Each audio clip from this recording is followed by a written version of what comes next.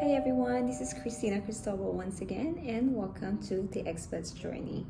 So today we're going to talk about all things that we had prepared for before our flight to the Philippines, and things that we are already know that we are going to be expecting during the flight. So those are the things that we're going to talk about today in this video. Stay tuned. Now let's talk about the guidelines that we followed after that we had bought our ticket to our flight from Los Angeles to the Philippines. Went ahead and went to the Philippine Airlines website. So from there, you're gonna see the arrival guide for non-OFWs like me. So ano po ako, dual citizen po ako of the US and the Philippines. So hindi rin po ako OFW. I am a returning resident of the Philippines. So yeah, so just a disclaimer, I also do not work for Bureau of Health or any sector of Philippine government or OWA. So yeah, so just want to make that clear. So hindi po ako professional dun sa mga policies and procedures dito sa Philippines. This is just basing on my experience, things that I had gathered and researched before traveling back here in the Philippines. So alam naman natin na pandemic ngayon, so maraming mga strict rules to abide and regulations to follow para na rin sa safety nating lahat before traveling. And things that we followed during the flights as well. So what I'm gonna be talking about is the guide, the arrival guide for non-OFWs and non-Filipino nationals. So by the way, I'm gonna go ahead and link down below on the comment section or the description box yung link to follow. So if you guys want to read about it and have more knowledge about the guidelines, then I would highly recommend to go to that website. So number one thing, there's actually 17 steps. So sorry, I'm gonna go ahead and just use my laptop as my guide for our video for today. So there's actually 1 through 17 steps to follow. So I guess it varies depending what your situation is. For me, non-OFW returning resident, so this is the guidelines that I had followed. And also you might want to double check with your designated airlines kung of course they do have different guidelines to follow as well, especially if you do have a layover somewhere else, like let's say you're going through Japan Airlines. I'm pretty sure if you are having a layover to their country, they also have a different policies and regulations for you to follow. So for me, since our flight was a direct flight, it was a 14 hours direct flight from Los Angeles to Manila. So this is the guidelines that I'm going to be discussing to you. So here we go. So first step is that you need to have a One Health Pass filled out. So ito yung nare-require ng Bureau of Quarantine. This is the e-health declaration. So I'm gonna be showing you, I'm gonna click on the link just to have you familiarized with the form that you need to fill out. Alright guys, so I just wanted to show you how the One Health Pass registration platform looks like. So once you click the link, it will take you here. Okay, so this is how it looks like. It has your personal profile, residence details. Sorry, I don't know if you can hear that. The background noise is outside. There's a construction going on. So you have your travel details, type of traveler, government exemptions, vaccine information. This is your electronic health declaration card. Basically, that's why I said, this is trying to make sure that you guys are physically fit to travel. And there's like few questions, medical questions here, and then It's the data privacy affidavit of undertaking. Make sure you read that, and don't forget to put a check mark there if you agree, and follow the CAPTCHA security code. And then you just enter that CAPTCHA code here. Once you enter that, you just click submit. And then after you click on that, it will tell you successful, and then it will give you the QR code, and the QR code will look like this, guys. The QR code, it has all my personal information. That's why I'm trying to cover it, guys, but here it is. This is how your QR code should look like. All right, so here it is. The One Health Pass is something where you have to register as early as 24 hours before the flight. After you entered all your information, it should say successful. And then the system will automatically give you a QR code. So this is the most important thing. Make sure that you do have the QR code either printed out on a paper or screenshot, or just save it on your phone. So make sure you have it, you always have it available, starting from the check-in, during your flight, and when you arrive to the Philippines.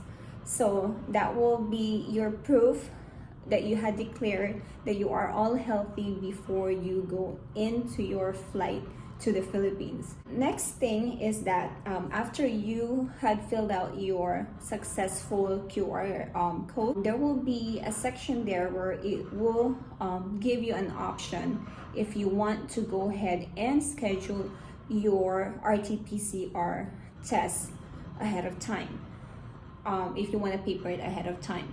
So you can also have that taken care of, or you can ask for help when you arrive to the Philippines.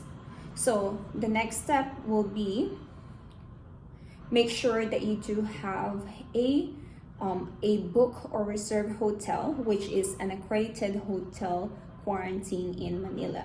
So through the website as well, there will be a link where you can see, it will show, once you click that link, it will show you the list of accredited hotels in Manila. Guys, so I just decided to give you a clip of the actual link right there.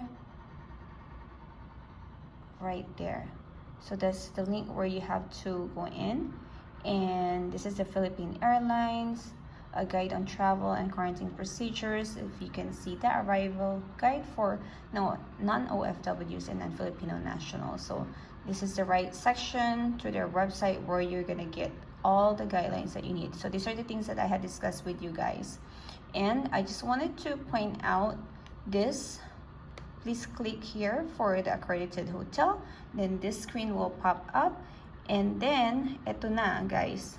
Ito yung most recent, this is the updated accredited quarantine facilities as of October 1st, 2021. So you will click on that, and it will show you the list, places, hotels that you can stay at for your whole 10 days. So I'm not sure if there's already some changes in the number of days of quarantine.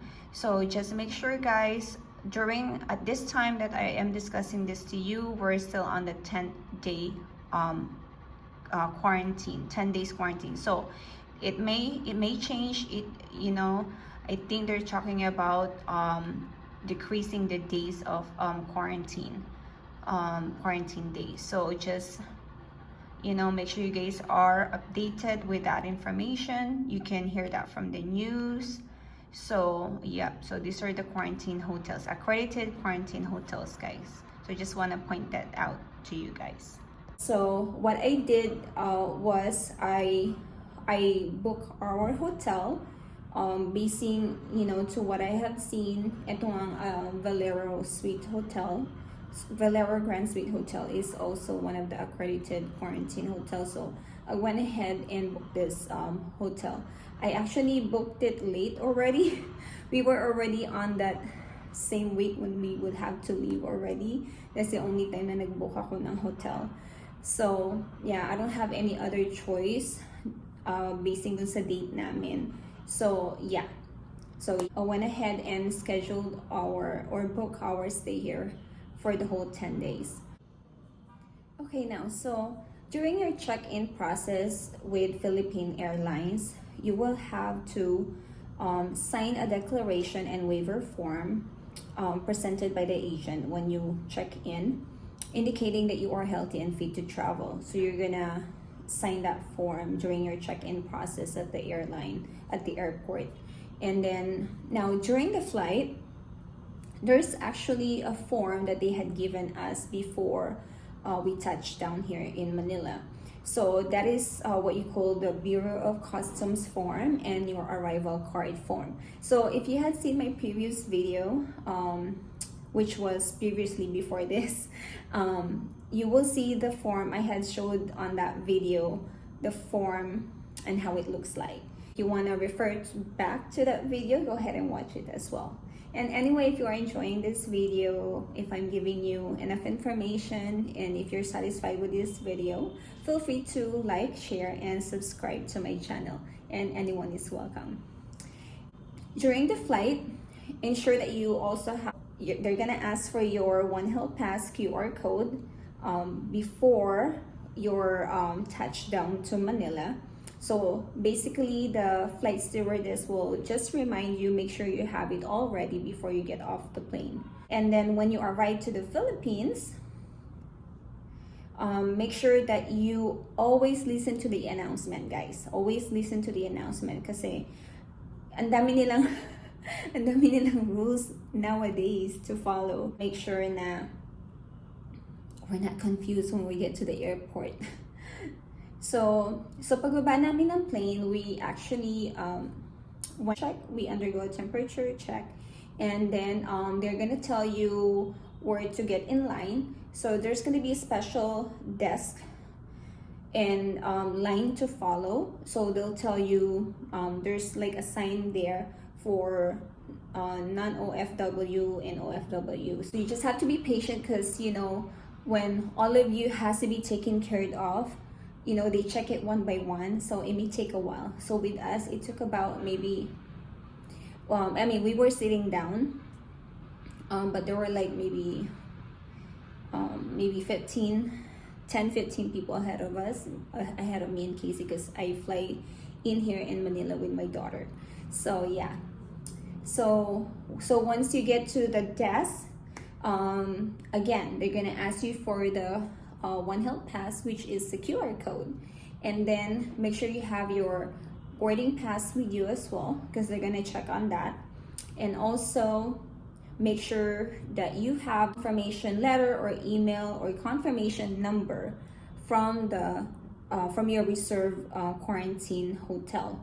So they're gonna check up on that just to make sure that you do have one. After that, you're gonna go through the immigration and submit your arrival card. Remember, the arrival card was given to you during your flight, and make sure you have that available when you go through the immigration section. So after that, you just claim your baggages, your luggages, and with us, they actually going back to the help desk, they also would ask you if you have an arranged hotel service, which is, you know, your if someone will be picking you up from the hotel from NAIA to your hotel. So we didn't have that arrangement. So there will be, this is also accredited designated taxi service by NAIA. They will give you a little form. Also, I showed that on the previous video as well. So you might want to also refer back on my previous video before this, during our flight from Los Angeles to Manila. So with us, me and Casey flew here. So there's two of us. We have like 6 baggages in total. So we won't fit in like a regular car. So we had to take the van. And so we have that ticket. We gave it to, when we went outside after we got our luggages, there's a luggage person will also assist you and let you know kung saan kayo pipila sa labas. So we went outside, and then before you go in the van, there will be like a little ticket, and it will, so they will give you like transportation costs basically. And so once we got to the hotel, we weren't actually checked in the lobby. We were actually checked in at the back, at the parking area.